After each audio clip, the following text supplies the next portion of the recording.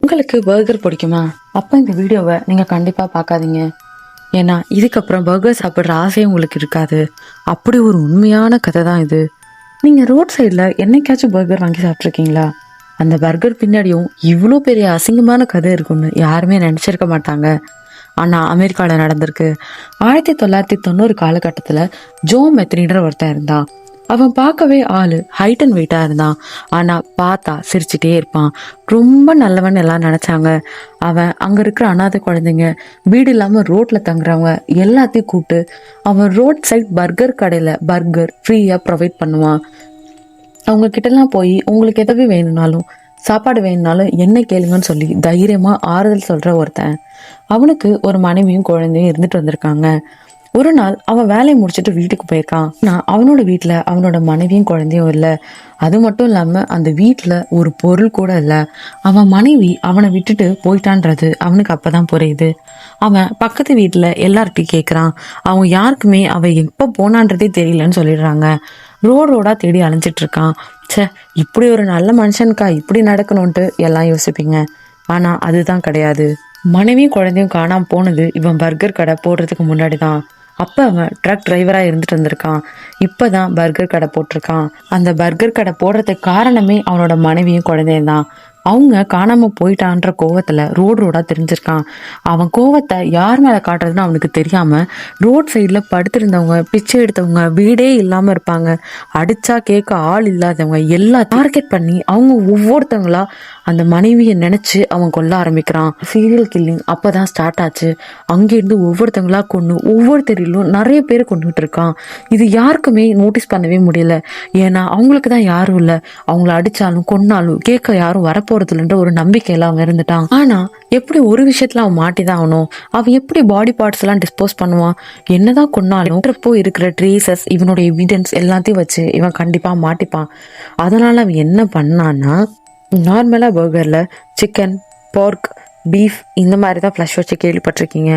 ஆனால் அவன் கொன்னவங்களோட ஃப்ளஷை துண்டு துண்டாக வெட்டி அதை பர்கருக்கு நடுவில் வச்சு எல்லா பீப்புள்ஸ்க்கும் சர்வ் பண்ணியிருக்கான். அதை பீப்புள் சாப்பிட்டுட்டு நல்லா இருக்குன்னு அவ்வளோ கமெண்ட் பண்ணியிருக்காங்க. அவனோட பர்கர் கடை தான் அந்த ஸ்ட்ரீட்லேயே பயங்கர ஃபேமஸான கடையாக மாறிடுச்சு. அது நார்மல் ஃப்ளஷ் கிடையாது, அது ஹியூமன் ஃப்ளஷ்ன்னு யாருக்குமே தெரியாம எல்லாமே சாப்பிட்டுட்டு இருந்திருக்காங்க. இப்படி எத்தனை நாள் சாப்பிட்ருப்பாங்க நீங்க நினைக்கிறீங்க? ஒரு 1 or 2 days, 1 week கிடையவே கிடையாது. சாலிடா 2 yearsக்கு அவன் இதை மட்டும்தான் பண்ணிட்டு இருந்திருக்கான். 2 வருஷங்களா அவன் எல்லாத்தையும் வெட்டி துண்டு துண்டாக்கி அந்த பர்கருக்கு நடுவுல வச்சு எல்லாருக்கும் சர்வ் பண்ணிட்டு இருந்திருக்கான். இந்த உண்மை யாருக்குமே கண்டுபிடிக்கவே முடியல, அது அவனா சொல்ற வரைக்கும். ஒரு நாள் அவன் குடிச்சிட்டு போலீஸ் கிட்ட மாட்டிக்கிட்டான். அப்போ கூட அவன் பண்ண கொலைகளால அவன் மாட்டல, வெறும் குடிச்சதுனால தான். அவனை போலீஸ் விசாரிக்கிறப்ப அவன் என்ன சொல்றான்னா, அதை விடுங்க சார், நீங்க பீஃப், பார்க், சிக்கன்லாம் சாப்பிட்ருப்பீங்க, ஆனா நான் விற்கிற கறியை யாருமே சாப்பிட்ருக்க மாட்டீங்க. நான் தான் மனுஷங்களை துண்டு துண்டா வெட்டி பீஸ் போட்டு வித்துட்டு இருக்கேன். செம்ம டேஸ்டா இருக்கும், என் பர்கர் கடைக்கும் கொஞ்சம் வரீங்களா அப்படின்னு கேட்டிருக்கான். அதுக்கு போலீஸ் எல்லாம் சிரிக்க ஆரம்பிக்கிறாங்க. இது உங்களுக்கே சொன்னாலும் நீங்களும் நம்ப மாட்டீங்க தானே, எல்லாமே சிரிக்க தான் செய்வோம், இவன் போதையில வளரான்னு சொல்லி அமுச்சு விட்டுடுறாங்க. ஆனாலும் போலீஸ் ஏதோ ஒன்ன நோட் பண்ணிருக்காங்க. அவன் முகத்துல பொய் சொல்ற மாதிரி எந்த அறிகுறியும் இல்லை. எதுக்கும் அவன் கடையில போய் செக் பண்ணலாமேட்டு ஒரு நார்மல் செக்கப்பா போறாங்க. ஆனா அங்க உண்மையிலே ஹியூமன்ஸோட பாடி பார்ட்ஸ் நிறைய கிடைச்சிருக்கு.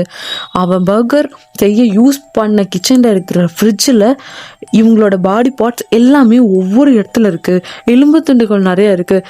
பீப்புள் சாப்பிட்டு போட்ட அந்த பர்கர்லயும் ஹியூமன்ஸோட போன்ஸ் இருந்திருக்கு. இதெல்லாம் வச்சுதான் போலீஸ் அவன் இந்த கொலைகள்லாம் உண்மையா பண்ணியிருக்கான். அப்போ அவன் போதையில சொல்லலை, தெளிவாதான் எல்லாத்தையும் சொல்லியிருக்கான். அவன் சொன்னது கரெக்டு தான்றது அவன் அரெஸ்ட் பண்ணியிருக்காங்க. இதுக்கெல்லாம் காரணம் அவன் மனைவி விட்டுட்டு போன கோவம் தான்றதையும் அவன் சொல்லிடுறான். இவன் இந்த செயலை பண்ணியிருக்கான். இவன் இந்த கொலைகளை பண்ணதை விட அவன் இந்த மாதிரி பர்கர் வித்தான்றது தான் இந்த உலகத்தையே அந்த டைம்ல ஒரே வச்ச கதை.